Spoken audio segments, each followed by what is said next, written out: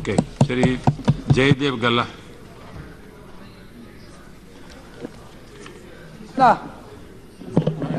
Received any letter? We have not received your letter. Yes, given. Next I will call you.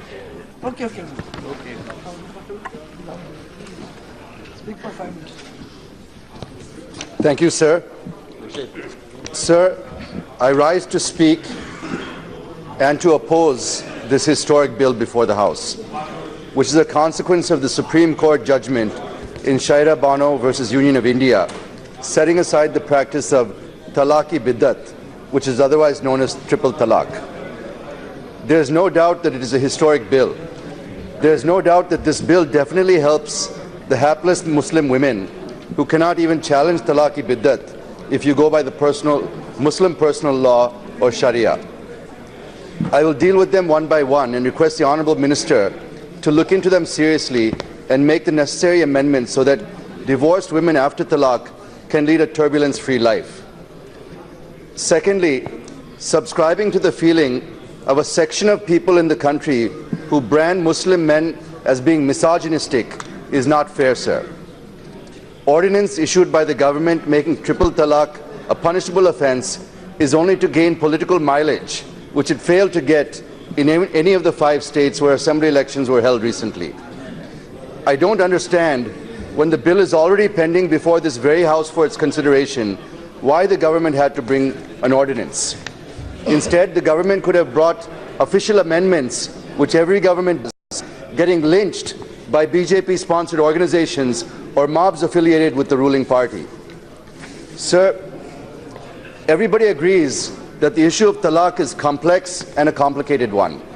If one has to understand the complexities, complications and intricacies of the triple talaq, one should first understand nikah, or the marriage according to Muslim law, sir.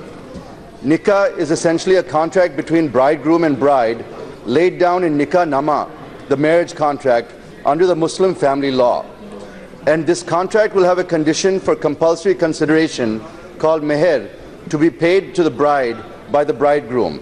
So the basic difference between Hindu marriage and Muslim marriage, the marriage is a divine sacrament for Hindus, or the teachings, the deeds, the sayings of the Prophet.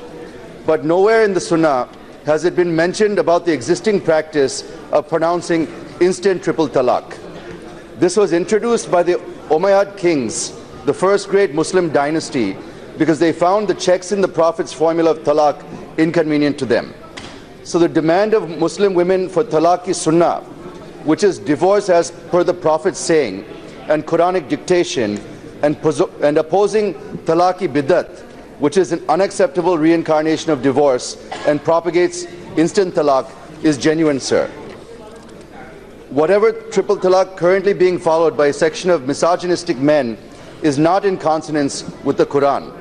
It is bizarre that we have talaq happening on WhatsApp, on Twitter, on SMS, on Skype, WeChat, over phone, postcard, by mail, or instant pronouncement in any other form, which is not as suggested by the Prophet, sir.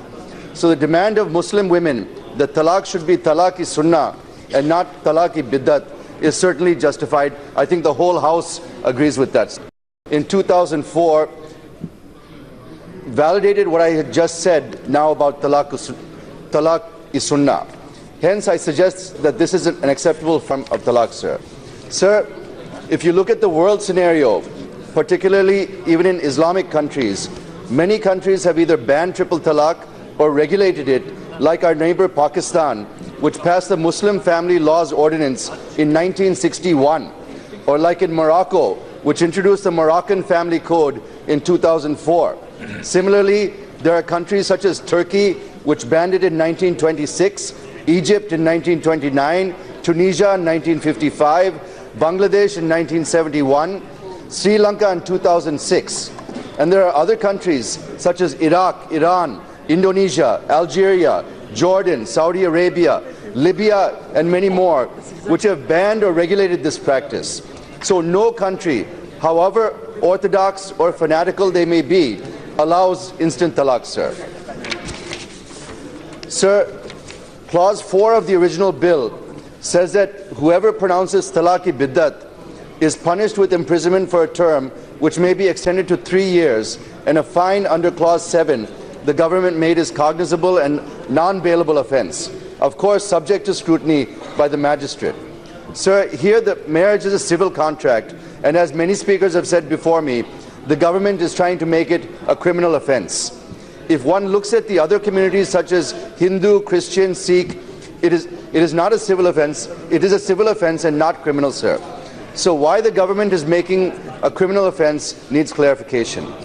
If a man beats his wife, let him be sent to jail, sir. But if a man divorces his wife, regardless of how he may do it, does he belong in jail, sir? Is it a sin to divorce your wife, sir? In this manner, yes. But do they belong in jail? That is the main question that everybody is asking, sir. Sir, both Clause 5 and 7 are contradicting with each other. On the one hand, government proposed subsistence allowed to divorce Muslim women, and on the other, it is making pronouncement of instant talaq in any form illegal, non-bailable, and sending such husband behind the bars for 3 years and fine under Clause 4. How can anyone justify this, sir? If husband is in jail, as everybody has been asking, it's a common sense question. I think it's a common sense question that is yet to be answered by the government. If a husband is in jail, how will he continue to support his wife, and how will he continue to pay subsistence to his wife? It's a very common sense question that is yet to be answered, sir. The bill addressing post-divorce issues such as subsistence allowance has not thought about where the allowance will come from. If it is not, is it not defeating the very objective on which the entire bill is hanging? Of course, now the government has watered down some of these provisions, but there is a need to keep punishment at an acceptable level, because this will achieve twin objectives of paying the way for subsistence to wife and also helping the husband to engage in his work so that he can give the subsistence allowance to his wife. Sir, the bill excludes Jammu and Kashmir from its purview. Why is this, sir? Is J&K not a part of India, sir? It is everybody's knowledge that J&K has a separate constitution. But it is not a question of constitution. It is a question of dignity, solemnity, and self-respect of J&K women, sir. In fact, J&K state is one where majority of population is Muslim. It means that it should be even more relevant to implement in J&K than in any other state of India. So I demand that this should be extended to J&K also, sir. Sir, with these observations, I once again like to say that I oppose this bill in its current form due to the points raised by me. I request you to please refer this bill to the Joint Select Committee in order to ensure that there is no criminalization of a civil matter and the practice of instant triple talaq can be brought to an end, which helps in ameliorating the condition of Muslim women in this country. With those words, thank you, sir.